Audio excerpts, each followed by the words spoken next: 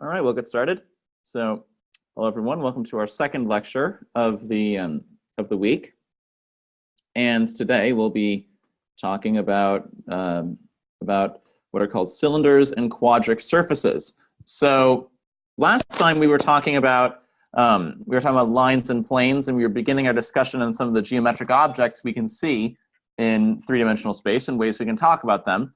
And of course, we're going to start up with the simple ones, lines and planes, things that are flat and straight. But most of the things in our universe are not flat and straight. So we're going to look at some weirder curved objects soon, but we're still going to start off relatively basically. So we start off with what are called linear objects being lines and planes. We're now going to go into something else, which are called cylinders and quadric surfaces.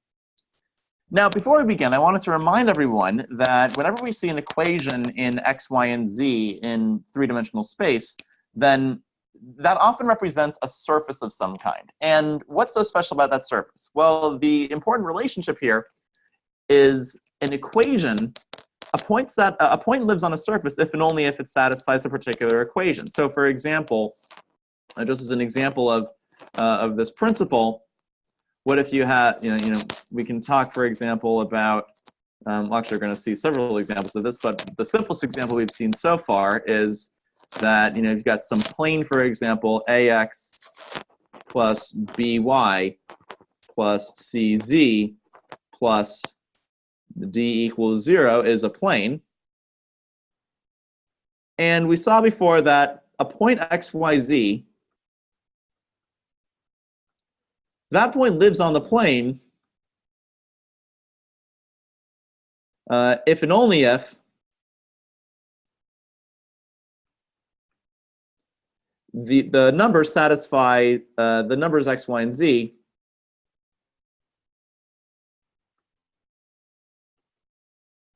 satisfies the equation, satisfies that equation in particular.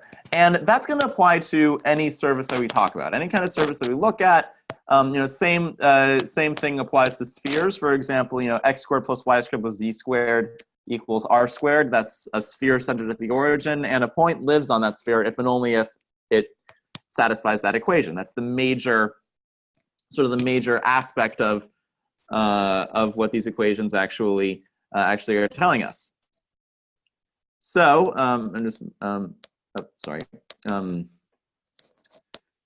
so by the way, if there are any questions at any point, then please don't hesitate to ask them. Okay, so now we're going to start off with a simple kind of surface called a cylinder. Now, a cylinder is not necessarily, we don't necessarily mean a can or a tube, although there certainly are examples of cylinders. More generally, what we mean is just any surface that consists of parallel lines, which are called rulings. And those parallel lines pass through a curve in the plane, usually one of the three coordinate planes, and that curve is called a trace. So as a simple example to start with, we're going to look at the function, or not the function, the surface with the equation z equals x squared. Now again, this surface has to be the surface of all points that satisfy this equation, z equals x squared. So let's think about what that would look like. Well, one thing that we notice right off the bat is that equation doesn't depend on y, right? So let's suppose that we've got x naught, y naught, z naught. That's a point on the surface.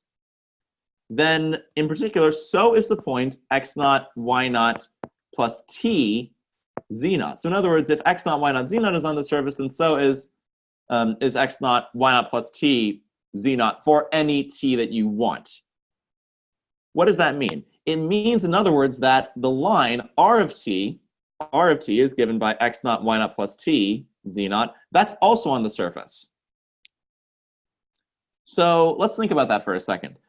What if we have y equals 0? So we know that we've got all, so what do we know about the surface? For one thing that we know about the surface is it consists of lines.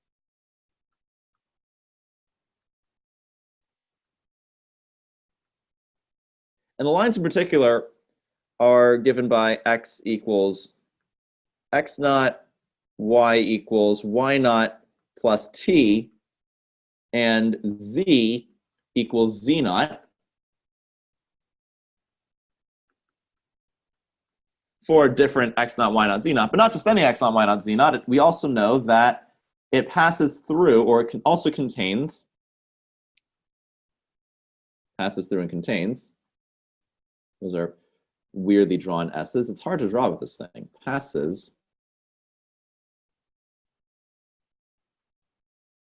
It passes through the curve. What if y equals 0? If y equals 0, well, that's not going to change anything at all. We're in the xz plane in that case. It passes through the curve z equals x squared in the xz plane.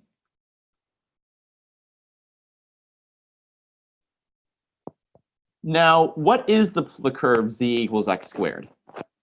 What does that curve actually look like? Can anyone tell me what that curve actually is?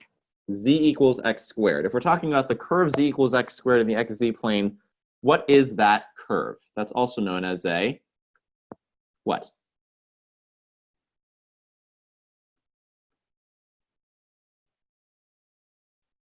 What's the curve z equals x squared?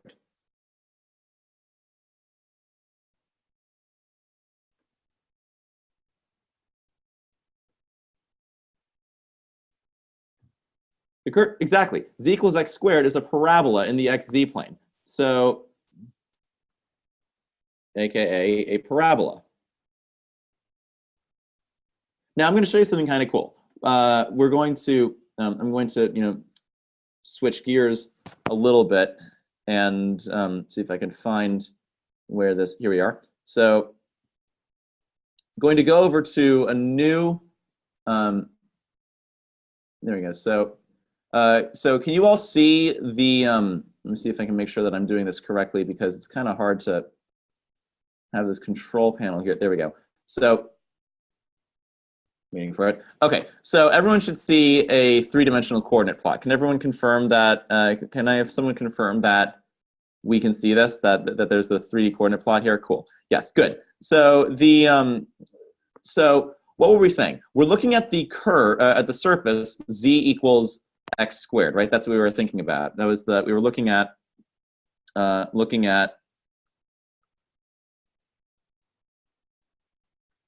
z equals x squared here. Now we remember, by the way, that this surface lives inside of the, let's see if I have it somewhere.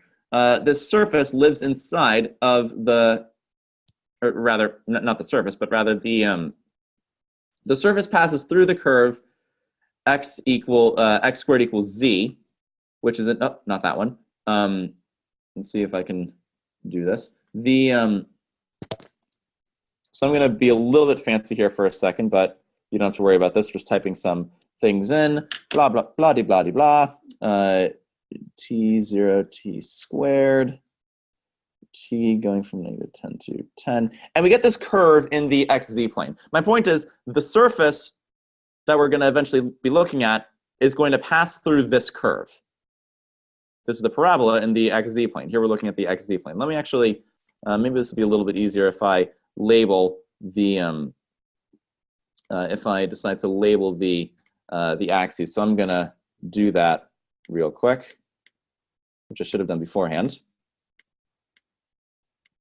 There, now we can see that we've got this curve going through the xz plane. Now the thing is, we're really looking at a surface though, not just this curve. So if we look at a surface, the surface consists of these lines, right? It goes through this curve, but it also contains the lines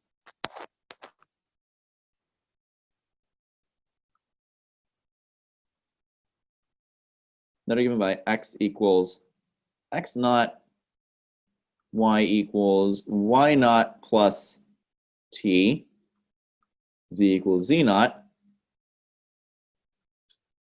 For any point x naught, y naught, z naught on the surface. Now, i.e., these lines are parallel to the direction vector. What's the direction vector? Well, we have to think about what the direction vector is for lines. We looked at this yesterday. What's the direction vector? V is equal to what? Can someone tell me what the direction vector for these lines would be, what's the direction vector for those lines? What do we think? What's the direction vector for these guys?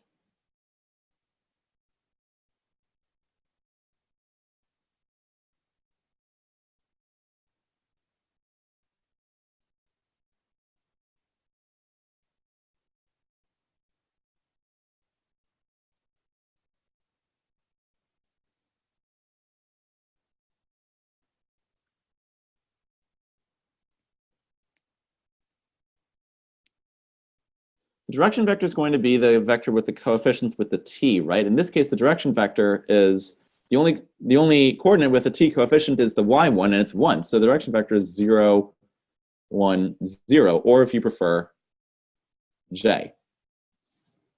That's our direction vector. And if we actually make the lines in question, we can do that. What's that going to look like? That is going to look something like, let's see if I can do this. This, boom. So here we've got these lines, and all of these lines are going through this surface. So our surface consists entirely of these lines, and those lines are going through this curve. If we actually wanted to write the surface, we can do that. So the way that this works, so here's a little quick GeoGebra tutorial. So GeoGebra is a really neat little tool, and you can use it to look at all sorts of things. So suppose, for example, I want to actually look at the surface. The surface in question is z equals, so if you look down here in the lower, if you're looking down here at the lower left, this is where I'm working right now, and I'm going to type in I'm going to type in z equals x squared, and boom, I get the surface. Surprise, surprise. No surprise at all, really. But that's the surface that we're looking at, and we call this a cylinder. So in this case, these green lines that are all parallel and are making up this entire surface, those are called rulings. And the black curve that's through the xz plane that all these things are going through, that's called the trace. Okay? So we have, in other words, this thing that's sort of, we call this a parabolic cylinder.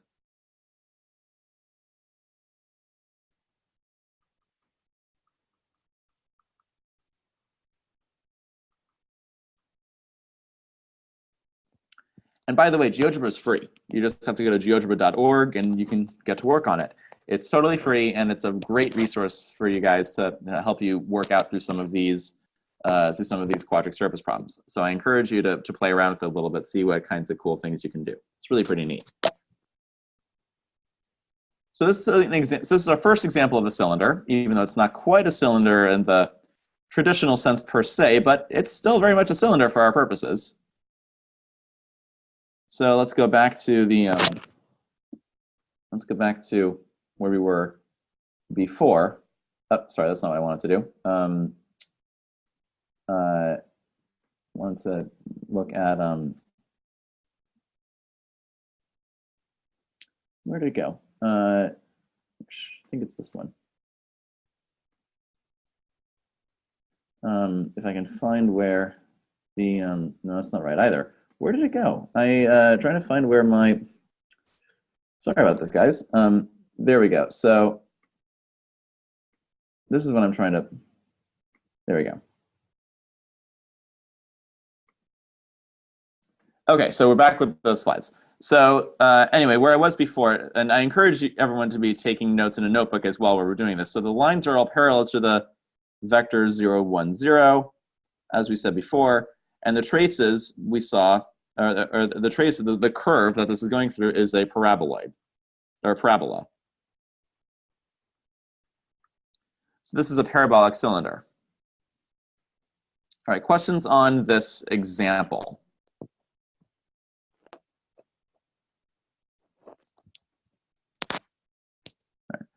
Now, the more familiar cylinders, we have those too. What if you have, for example, x squared plus y squared is 1?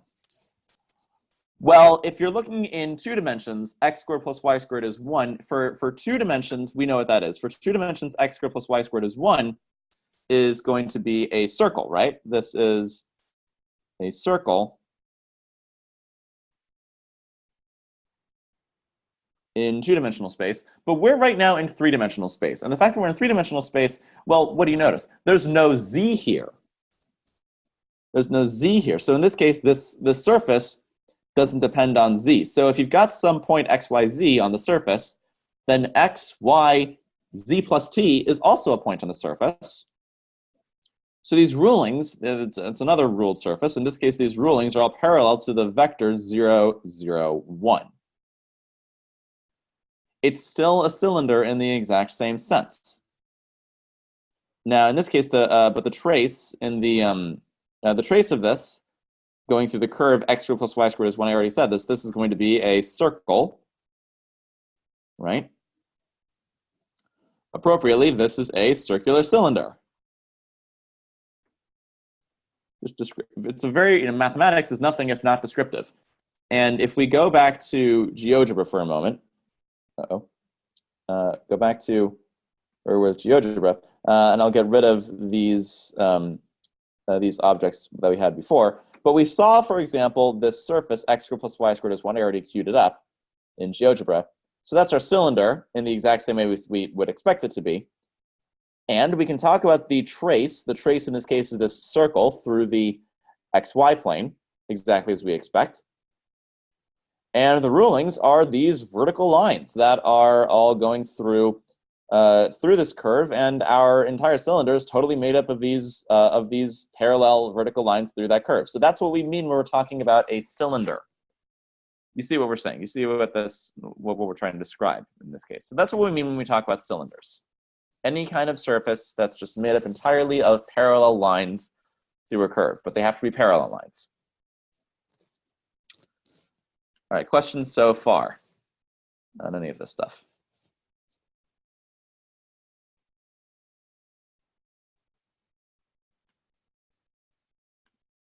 Right, doesn't seem to be so. So now that's cylinders, and that's mostly all that really is to say. That's the first half of the lecture, basically. Well, but not really, because quadric surfaces are a little bit more interesting.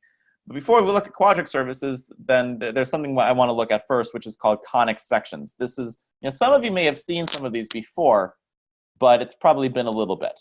So I want to do a quick primer, a quick review on conic sections.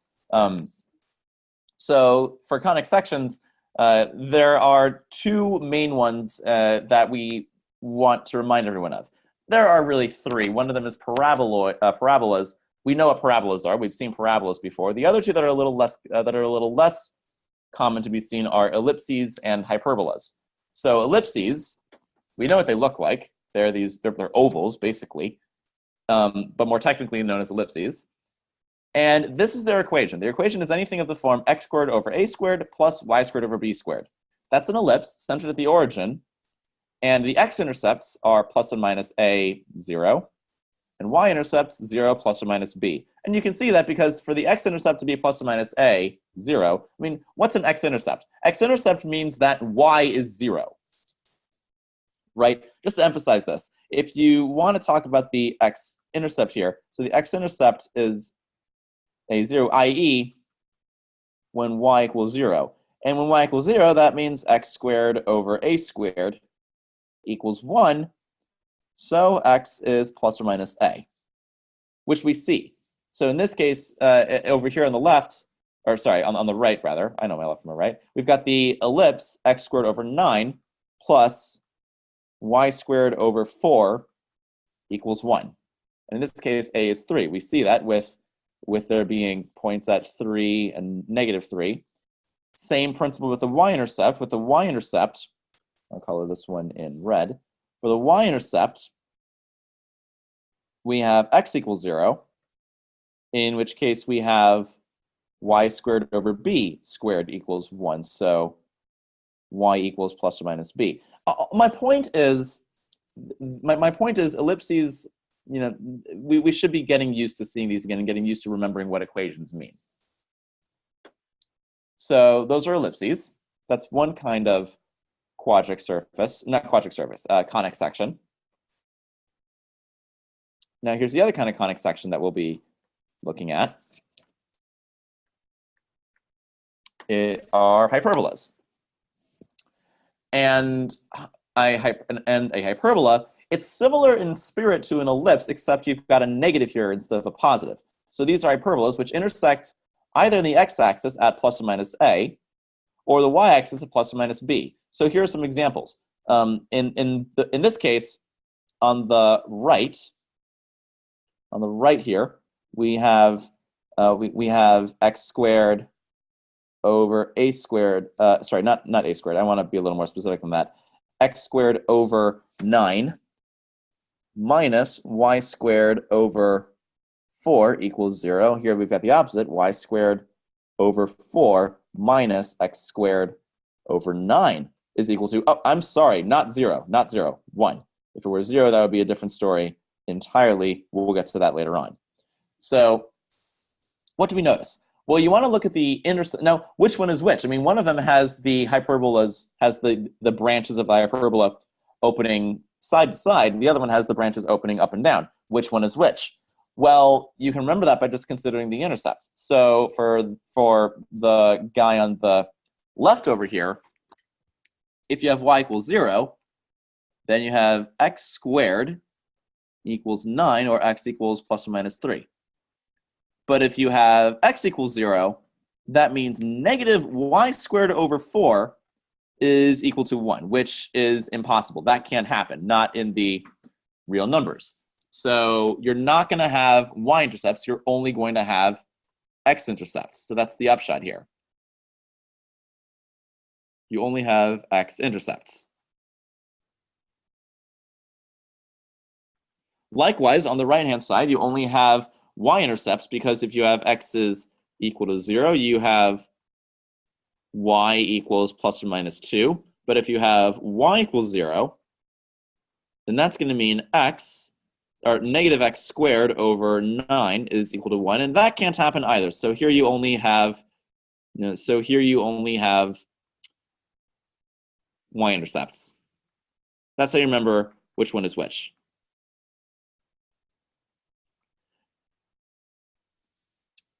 And by the way, I should have mentioned this.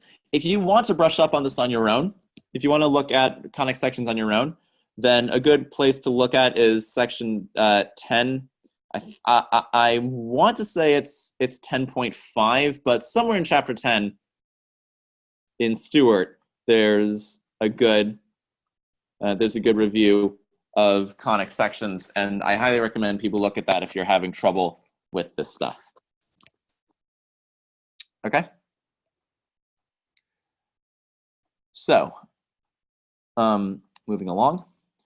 Now, what are quadric surfaces? What do these have to do with quadric surfaces? Well, quadric surfaces are kind of like the three-dimensional version of conic sections. Conic sections basically are all x squared plus or minus y squared plus blah, blah, blah. You get square terms in x and y with different pluses and minuses all around the place. But quadric surfaces are the same principle, but in 3 variables instead of 2. So a quadric surface is any surface that's given by a second-degree polynomial in 3 variables with real coefficients. So this big, ginormous, ugly formula is the most general possible version of that. We're not really going to spend too much time with that, though, because if you rotate it and shift it and tweak it around and recenter your frame of reference, you can always recoordinatize one of these things to look like the much more simple version, ax squared plus by squared plus cz squared plus j equals 0, or ax squared plus by squared plus iz is equal to 0. So most of the quadric surfaces we'll be looking at are going to be in one of these forms for positive or negative numbers a, b, c, and I and j. Now, so far we've already seen a couple of these. For example, spheres. Spheres are quadric surfaces.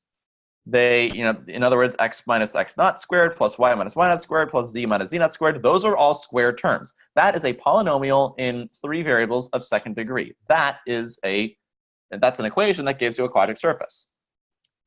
Parabolic cylinders. We just now saw an example of that, z equals x squared. That's a polynomial in 3 variables. That's also a quadric surface, and so are circular cylinders like y squared plus z squared equals 1. These are all examples of quadric surfaces. And they're the easy ones. So we can actually talk about some much more interesting ones. So without further ado, what if you want to look at this guy? This is the quadric surface x squared plus y squared over 9 plus z squared over 4 equals 1. How do we look at this? How are we going to think about this? Well, what we're going to do is we're going to consider what the traces are. Remember, any point that is on this surface has to satisfy this equation. So we're going to look at the traces in the coordinate planes. Now, what does that mean? Traces, for our purposes, are going to be curves of intersection of the surface with either the plane x equals 0, y equals 0, or z equals 0, or planes that are parallel to that. So, so a good way to think about this is kind of like taking an MRI of the surface. Remember when, in an MRI, how does an MRI work? An MRI takes slices of your body and looks at creates a 3D digital image of your body by taking slices of it, right? That's what an MRI does. Well, traces do the same thing for surfaces. So let's look at this example in particular with x squared plus y squared over 9 plus z squared over 4. Let's take a look, for example, at curves in the xy plane. Curves in the xy plane look like this. You have that, they're going to look like x squared plus y squared over 9 equals 1 minus k squared over 4. Why k squared over 4? What am I doing here? What we're doing is we're looking at what happens for different values of z equals k. So what we're doing here is we're looking at z equals k. K is just some constant.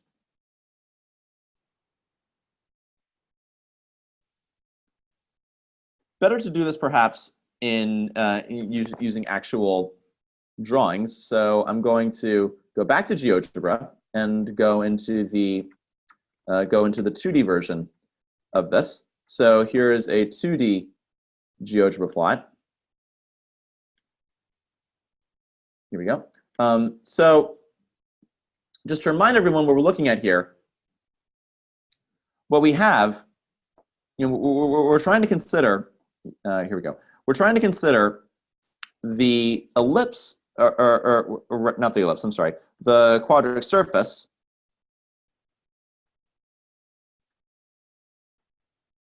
The quadratic surface we're interested in is x squared plus y squared over 9 plus z squared over 4 is equal to 1. Now say that we have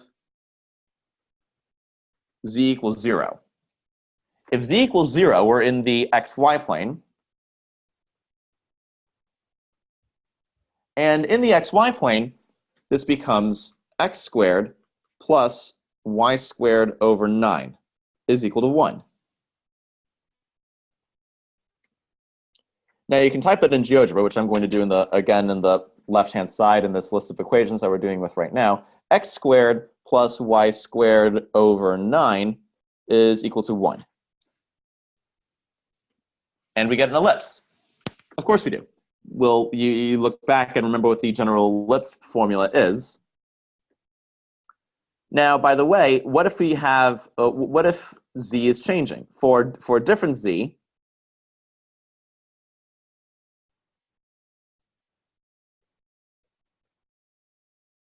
for z changing, we're going to have to consider z equals k for different values of k, right?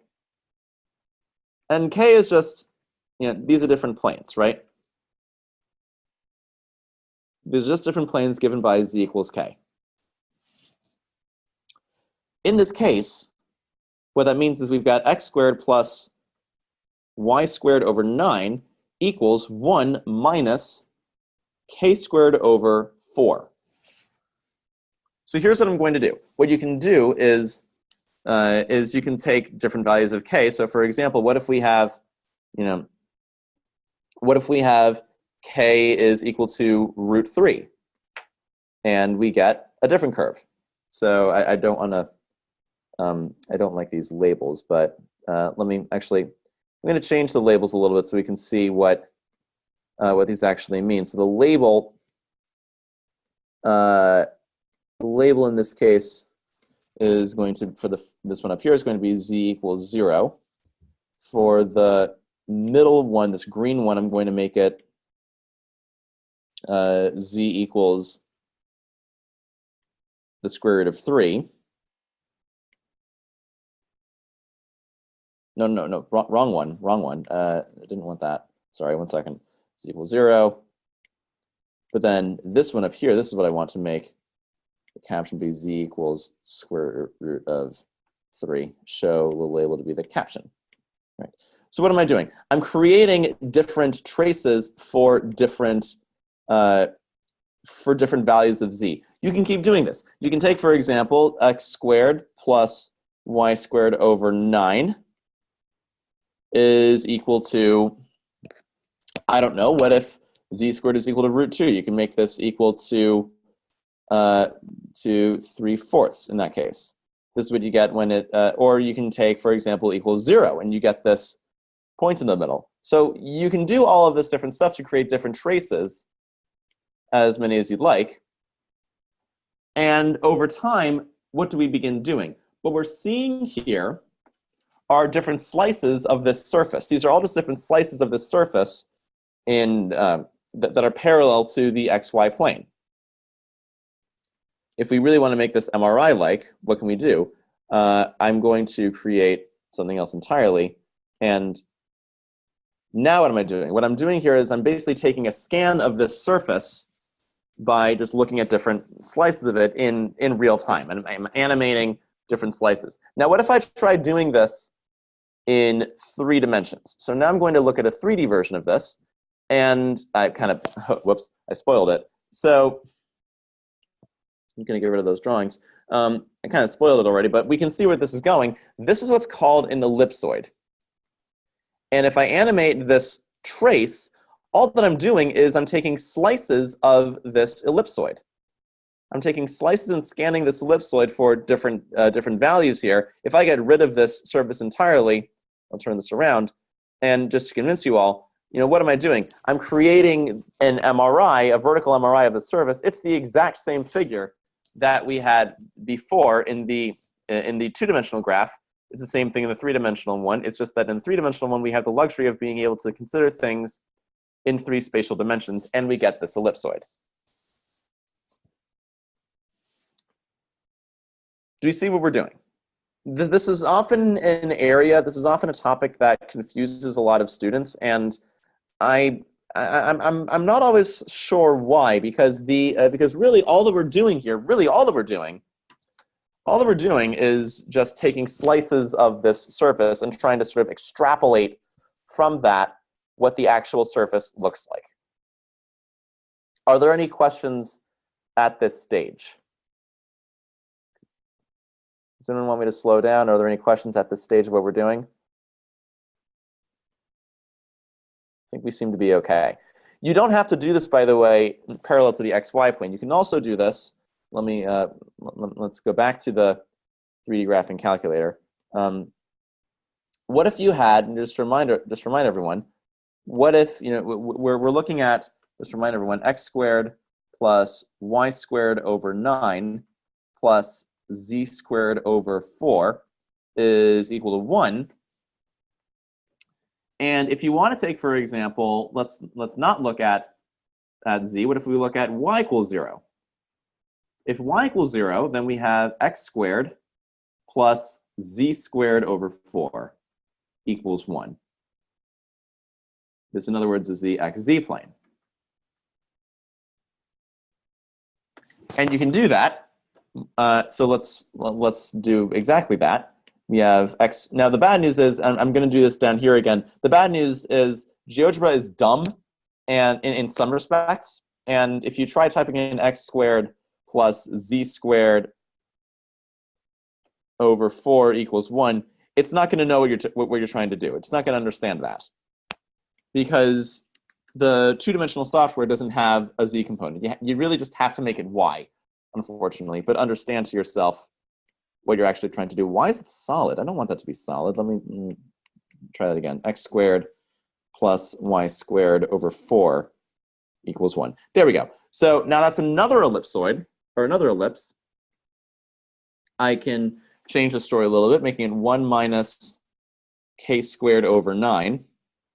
And why would I do that? The reason I would do that is because, more generally speaking, for more general y, we would have y equals k, which would give us x squared plus z squared over 4 equals 1 minus k squared over 9. So you can make it k squared over 9, and in that case, change your k value. But in this case, I'd have to change the. I actually want to change the parameters of the slider as well to make it between 3 and -3 to make it a little bit wider. There we go. So now that's going off and doing its thing. If you go back to the three-dimensional version, it's the same exact story. Let's suppose that we now we're going to intersect this first equation with the plane y equals k, and we do the same thing. In this case, we're going to get the same exact behavior, right? We see once again in the yz plane, if I get rid of this ellipsoid, we're still seeing this MRI being taken of our entire ellipsoid, just as we did before. If I go back to our earlier image, it's the exact same figure, once again. The exact same figure that we had before with this changing ellipsoid. Or this changing ellipse, rather, scanning through the object. So that's basically what traces are. They're just ways of sort of determining what this object looks like by looking at its slices in different planes. Okay, so wait a minute. That's not what I wanted to do. Okay, so let me go back to my back to the slides. So that's what we're looking at here. So we're looking at different traces, and they're all ellipses for different values of k. All right, so let's move along. And here, by the way, on the slide, I'm showing what different traces look like, and then we see the ellipsoid having done all that. So, but you all watching this have the benefit of having seen this being done in real time. So good for you guys. Here's a different one. What if you have the surface z equals 4x squared plus y squared? This is a little bit different. So it's not an ellipsoid, and we know it's not because, oh, let me actually say one more thing. This is the general formula for an ellipsoid. Ellipsoids are always going to be of this form: x squared over a squared plus y squared over v squared plus z squared over c squared. This is the general formula for an ellipsoid. Sometimes people like to think about these as footballs, especially if you go to Penn State. So the surface for, z equals 4x squared plus y squared, that's not an ellipsoid because that z is not squared. So let's think about what this thing looks like. What do we get in the xy plane? In the xy plane, we have 4x squared plus y squared equals k. What could that be? X squared plus y squared, or 4x squared plus y squared equals k. Does anyone know what that? Does anyone know what that? What that curve looks like? What does that trace look like? Can anyone determine that? What could that be?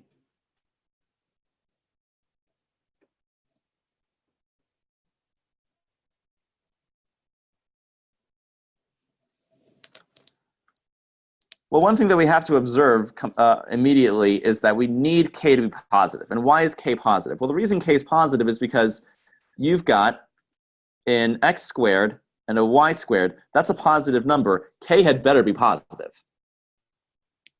So if k is positive, then well, that helps us a little bit.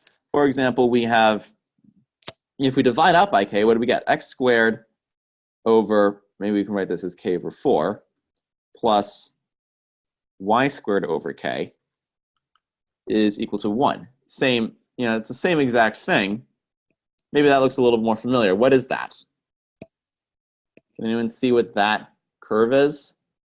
Compare that to our conic sections from before. What is that? That's an ellipse, exactly. These are ellipses. But what about the xz plane? In the xz plane, we have the story is a little bit different. Here, 4x squared plus k squared equals z. Now remember, k is constant, so what is this going to be? What about the xz plane? What might that look like? Those are parabolas, exactly. Similarly, with the yz plane, it's the same story. Don't be scared by this 4k squared. It's the same exact story. These are also going to be parabolas. So let's think about what that would be. For different values of these objects, we're going to have, so in the xy plane, we get these ellipses. In the xz plane, we get these, and in the x and the yz plane, for that matter, we get different parabolas.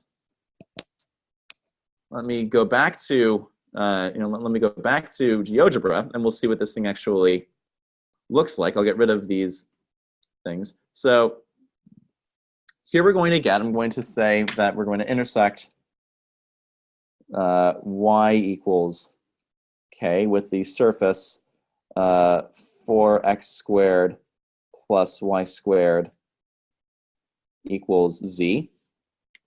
And what do we get? We get this curve, this paraboloid, or parabola, rather. No surprise there. But now if we start actually scanning it, we'll do the MRI thing. It's being a little bit slow. We take this MRI, what do we notice? It begins going up and down like this. And we start looking at what this thing could look like for different values of these curves. We'll do the same thing. We'll say they're going to intersect, if it will let me, intersect, I'm going to say z equals k with 4x squared plus y squared equals z. Right now it's negative, so it's not going to know what to do with that. But if I make it positive, I'll get rid of this top one. If we make it positive, we get these ellipses, as we expect. What does the actual surface look like? Let's find out. 4x squared plus y squared equals z. We get this bowl. We get this bowl-like thing, right? This is what's known as an elliptic paraboloid. Elliptic because one of these traces are ellipses, and paraboloid because the other trace are these parabolas. This is what's called an elliptic paraboloid. It's another example of a kind of quadric surface with these kinds of traces. By the way, the general formula for one of these things, let me actually refresh this page. Maybe that'll help it be a little less pokey. So let me play with this for a little bit, and we're going to notice something kind of interesting. So if we take the, now generally elliptic paraboloids,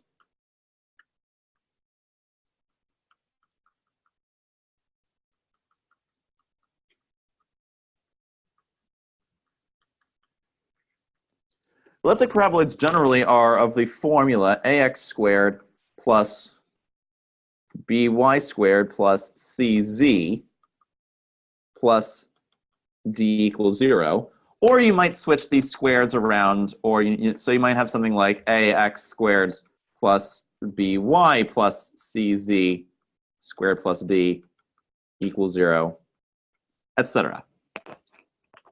Generally speaking, let's suppose, let me try to be a little bit clever here. A, B, C, and I'll do ax squared plus by squared equals cz. That gives us a paraboloid. Now what I'm going to try doing is make this a little bit larger. Let me actually try to make it a lot larger by, so if I make it a whole lot larger, have we seen this shape before? Does this look like a familiar shape? Maybe I'll make it even bigger to make it even more clear what's going on. So maybe those of you who are in some kind of an engineering field may have seen a shape very similar to this.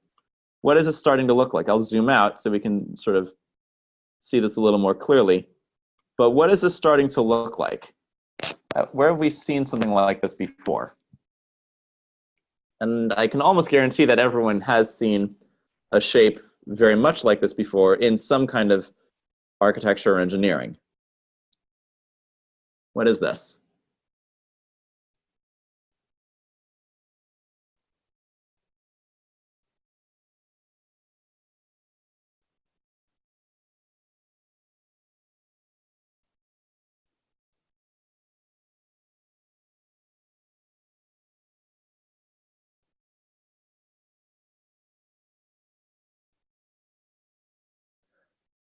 Turns out this is a satellite dish. Satellite dishes are made in the shape of very wide elliptic paraboloids. So these objects that we're looking at, they actually mean something. These actually are important objects to consider in different kinds of engineering applications. Elliptic paraboloids are used as satellite dishes.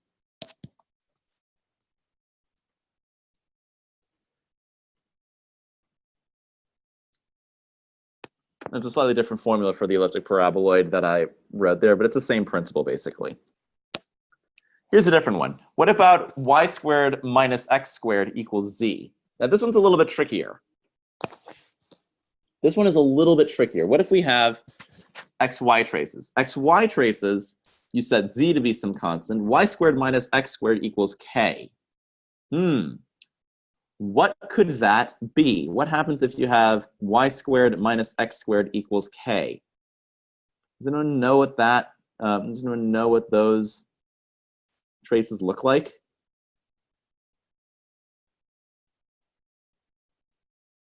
They're not parabolas and they're not ellipses. What are those? They're that other kind of conic section. Those are hyperbolas, exactly. These are hyperbolas. And depending on the value of k, depending on whatever the value of k is, if k is positive or negative, those hyperbolas are going to be either opening upwards and downwards or side to side. What about the xz traces? Xz, you're going to set y to be a constant. That gives you, so here we've got z equals k. Xz, we've got y equals k. Y equals k, what does that give you? K squared minus x squared equals z. What's that? K squared minus x squared equals z. Anyone know what those are?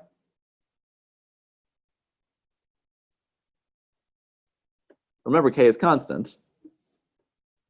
Your choices basically are going to be ellipses, hyperbolas, or parabolas. So which one is this?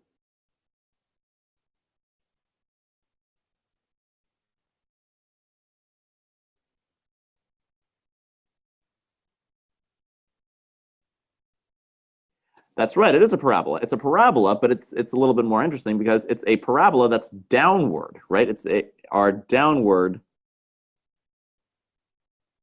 parabolas.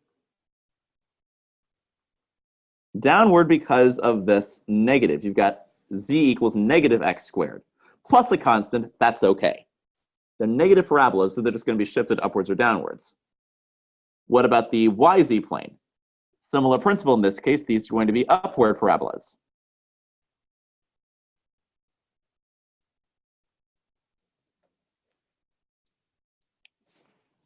Now let's see what happens when we actually try tracing this thing out. So here, let's try considering what happens. This is going to get a little bit funny because this, I need to go back to my original scale. What if we have, so we're going to try intersecting these. We're going to start with the k, sorry, I need to make a slider first. So let's say we take z equals k and the y squared minus x squared equals z. And as we suspected, we're going to get these hyperbolas, just as we thought. And as z, in other words, gets larger, so as we get higher up on this thing, these hyperbolas get a little bit wider. But watch what happens when we get negative. When z becomes negative, they're getting closer and closer, and then they split off in the other direction. So in the other direction, the hyperbolas are going So negatively, the hyperbolas are going in the opposite direction, and they become positive, and in the opposite direction when they become positive. And when there's 0, you get these kind of funny crossed lines things. What if we tried looking at the YZ traces? So let's say we've set x equal to k. We're again intersecting this with y squared minus x squared equals z. And we're getting these parabolas, as we suspected, and they're becoming more and more. Now they remain the same width. The width isn't changing, but their height is.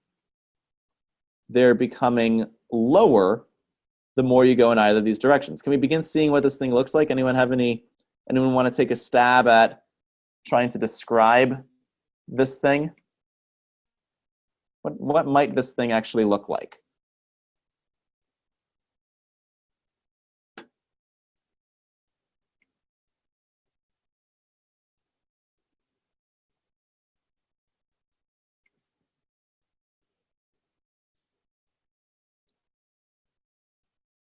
Now, before I actually answer that question, I'm gonna have to scale this a little bit, because if I don't scale this, it's going to be really bizarre looking. So I'm just going to make it a little bit smaller, like so. That should be better. Yeah. So this will be a little more informative in describing what this thing actually looks like. Let's find out. Y squared minus x squared. Come on. Y squared minus x squared equals z. What is this? I'll try bringing it down a little bit more even still. There we go. Kind of looks like a saddle, right? Now, if I were by the way, this is obviously very much not to scale. You notice that the x and y axes go to 7, and the z axis goes to 50. If for perspective, if I were to do this to scale, it would be horrendous. You can do it to scale, and it would be this big, ugly thing, and it's not super easy to see what this thing is actually looking like, other than it's obviously very sharp in some strange respect. But that's why I'm zooming it downward a whole bunch to make it a little bit easier to see what's going on here. This saddle-looking thing is what's known as a hyperbolic paraboloid. I'll say it again. This is called a hyperbolic paraboloid. Hyperbolic because if you look, in the xy plane, you get these hyperbolas. Hyperbolic paraboloid because in every other plane you get these parabolas, also known as saddles.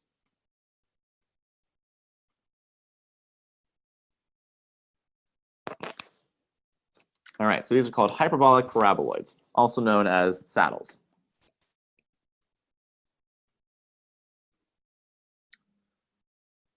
Let's do another one of these. What if we have x squared over 4 plus y squared minus z squared over 4 equals 1? That's a little bit different now. It's not an ellipsoid. It's not an ellipsoid because even though they're all squared, one of these is negative. And the fact that one of these coefficients is negative means it can't be an ellipsoid. It's not a paraboloid of either kind either because everything is squared. So which one is it? Well, let's look at the traces.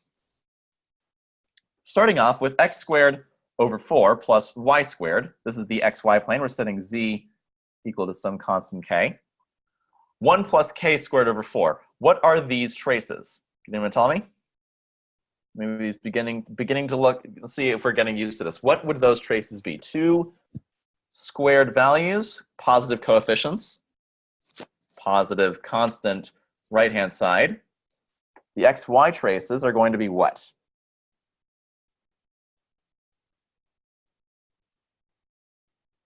Close. It's not quite a circle. It's close. It's not quite a circle because the coefficients are a little bit different. They're ellipses. Right. Right. These are ellipses. What about the xz plane? In the xz plane, story's a little bit different. You've got x squared over 4 minus z squared over 4. So two negative terms, or two square terms. One is negative. This one is going to be what? What are these? These are hyperbolas, exactly. And by the way, just for completeness, also if you have k equals plus or minus 1, they're not hyperbolas really anymore. They're just crossed lines. And finally, we have the yz plane. In the yz plane, again, we have one positive, one negative, square terms. These are also going to be hyperbolas.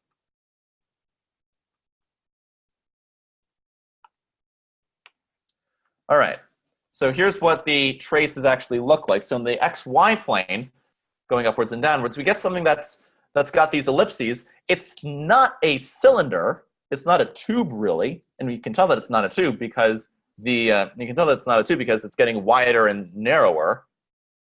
But on the sides, you've got these hyperbolas. What could this be? What might this look like? Well, let's take a look at our handy-dandy GeoGebra tool.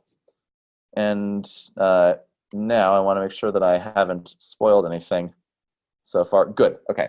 So just to let's see what I can do here. Actually, I'm going to start off here. So, oh, nope, wrong thing. So again, I'm going to intersect the surface in question, if I remember doing this correctly, is x squared over 4 plus y squared minus z squared over 4 is equal to 1, and intersecting that with, let's say, z equals k for different values of k. And we're going to get these ellipses as we expect. And as we vary k, gets narrower, gets wider as you go down. Hang on, I'm going to bring this back to scale. Gets wider as you go down. Becomes a little bit narrower towards the middle, and then becomes wide again as it gets up, as it goes upward. So it's sort of like, so what do we think about this? It's kind of like a tube, but it's a tube that gets narrow in the middle of it. We see that from the ellipses. Meanwhile, if we decide to intersect, y equals k with x squared over 4 plus y squared minus z squared over 4 equals 1, get rid of this guy, and we bring these guys in, we're going to get these hyperbolas, and then at some point they're going to cross. At some point they're going to cross and form lines, but then they split off. Bring back our tubes for a second. Meanwhile, the tubes are still going upwards and downwards. We're sort of doing two MRIs simultaneously here. What does this thing actually look like? I'll show you. X squared, x to the 4th over 4 plus y squared minus z squared over 4 equals 1. Voila. We indeed do have this tube that kind of becomes narrower in the waist.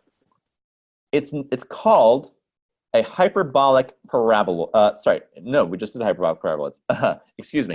This is called a hyperboloid of one sheet. Hyperboloid. Not, and this is a little bit counterintuitive, not elliptic hyperboloid, even though some of the traces are indeed ellipses. No, just hyperboloid. It's called a hyperboloid of one sheet. Now, now, by the way, just to show you how much of a dork I am, these are in fact my favorite quadratic surface, and I will show you why. These are awesome, and they're awesome for a couple reasons. First of all, what if I decided to? I'm going to change the story a little bit here, and I'll go over here to this side. And I'll create a hyperbolic parabola that we a new one that I had already sort of prepared. What if I tried, I'm going to try doing it this way. I'll try bringing it upward a little bit. What if I make it z minus 4 squared? I'll bring it upward. Does this kind of look familiar as an architectural structure? Have we seen anything kind of like this before in life? And I think probably most of us have in some capacity. What does this shape kind of look like?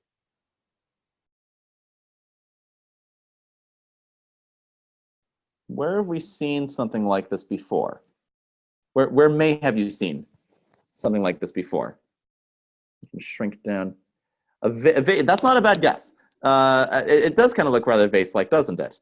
What if I tried making it a little bit thinner, maybe, and maybe it'll be a little bit clear what I'm trying to get at. Make it a little bit thinner in both directions. Maybe it's looking a little more like what I'm trying to describe.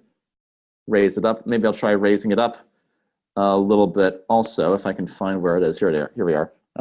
Z minus 4.5. It's a nuclear cooling tower, exactly. These are the shapes that we use to create nuclear cooling towers. Right, so these are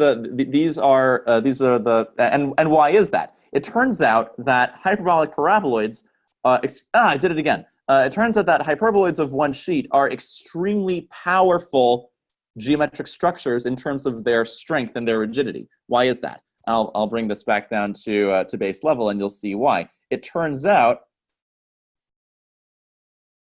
come on, c squared. Bring it back down to where it was before. It turns out that hyperboloids are made entirely of lines. What do I mean by that? Here's a line. It's a line that you'll notice lies entirely on the paraboloid, the hyperboloid. And if I keep on doing that, and if I change the parameters of the hyperboloid, it's still going to stay on the line. I've programmed it so that it will do that. And if I swivel it around, it still stays on the hyperboloid. It turns out this hyperboloid is entirely created by these lines. And if I take it a step further, the entire structure is created by these lines. So you can actually create a very sturdy structure that's made entirely of these crisscrossed lines like this. It's a very powerful geometric structure, and it's what's known as a ruled surface. It's pretty nifty, isn't it? So, okay. So that's a hyperboloid of one sheet. And that's why I think these are so awesome. Okay, so let's go back to the where before. So I mentioned hyperboloids of one sheet. Now, finally, here's the last example that I wanted to look at. What if we have this next kind of quadratic surface, 4x squared minus y squared plus 2z squared plus 4. So let's look at the traces again. The traces in the xy plane, so you're setting z equal to 0. 4x squared minus y squared equals negative 2k squared minus 4. Now, that might be a little bit disquieting because on the right-hand side, you've got a negative number. Can that work? Sure, that can work. You can translate that, for example, as y squared minus 4x squared equals 2k squared plus 4. That's positive, and we can maybe see at this point what that surface would be. What is that curve? Can we see what that curve should be in that case?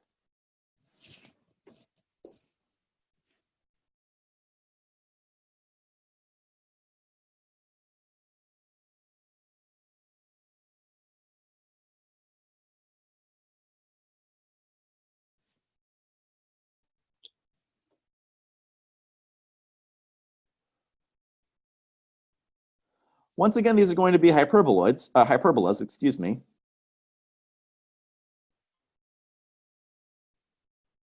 Meanwhile, for the xz plane, now here's where things get a little bit interesting. So for the xz plane, here we're setting y equals 0. For the xz plane, we have 4x squared plus 2z squared equals k squared minus 4. Here's the interesting thing. Those are ellipses, but they're only going to be ellipses for large k. So for example, if you set k up, now see, in fact, the way they just did this won't work. I said y equals 0. If I said y equals 0, then that would mean it would just be 4x squared minus 2z squared equals negative 4.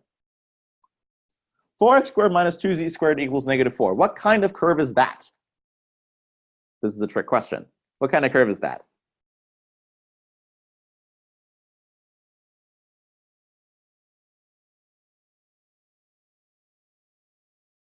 What's the problem?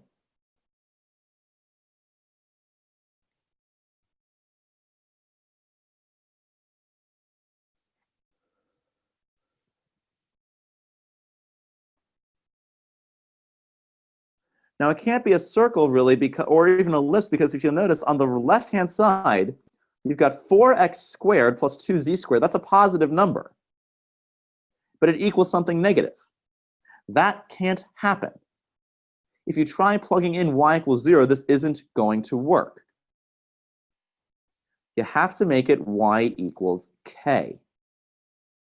Now, if you make it k squared minus 4, and you say that k is greater than 2, or you can say less than negative 2, now you can talk about these as ellipses. But otherwise it doesn't exist.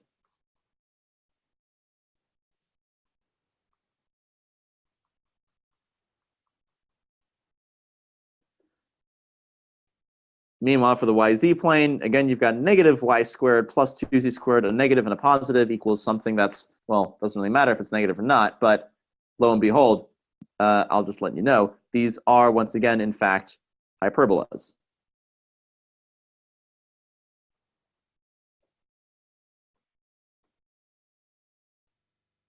So let's see what this looks like. We'll go over to our traces, and what do we see? We find that we've got all these traces. Now, in this case, though, you only have one, in the xy plane, you only have hyperbolas opening up in a certain direction. And likewise, for the yz plane, you only have hyperbolas opening up in a certain direction. The xz plane, you've got ellipses, as long as you're not between negative 2 and 2. So let's see what this looks like when we actually try graphing the thing. We'll go back over here and let it load again. So what did we say it was? We said that, I need to remind myself. Sorry, 1 second. 4, negative 1, 2, 4, okay. So let's say that I'm going to intersect 4x squared plus y squared, no, sorry, minus y squared plus 2z squared plus 4 equals 0 with the curve z equals k. And what do we get? We get these hyperbolas as we expected, but the hyperbolas in this case, that's being slow, the hyperbolas in this case, they never cross over. Right? Even when you make k smaller, see what happens is that they don't cross over, they stay where they are. They don't connect. Meanwhile, if we try doing this with not z equals k, but let's try doing this with y equals k, you get an ellipse. But if you make your k too small, so if you make your k larger, you're going to get a larger ellipse. But as soon as you make your k too small, it vanishes. But then it appears again on the other side once you make it more bigger and positive. We graph this thing. 4x squared minus y squared plus 2z squared plus 4 equals 0. You get two pieces. This is a disconnected quadratic surface. That's allowed. There's nothing in the rules against that. Kind of funny how that works, though. This is what's known as a hyperboloid of two sheets. So you still got ellipses in one direction, hyperbolas in another direction, but it's going to be a hyperboloid of two sheets in this case. The last of these quadratic surfaces.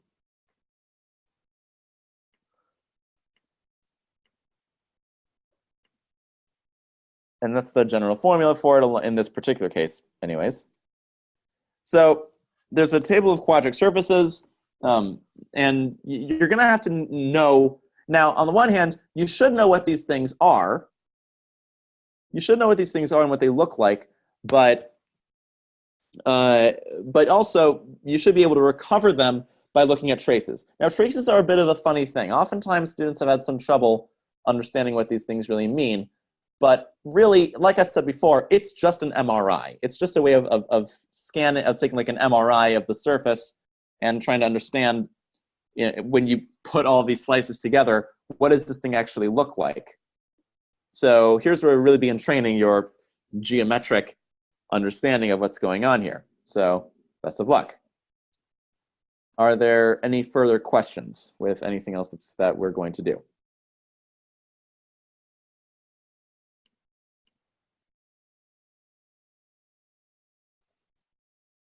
Oops, sorry. Well, if not, then good luck. Thank you, everyone. And Joe, Dr. Roberts, will take over the recitation on Wednesday and Friday.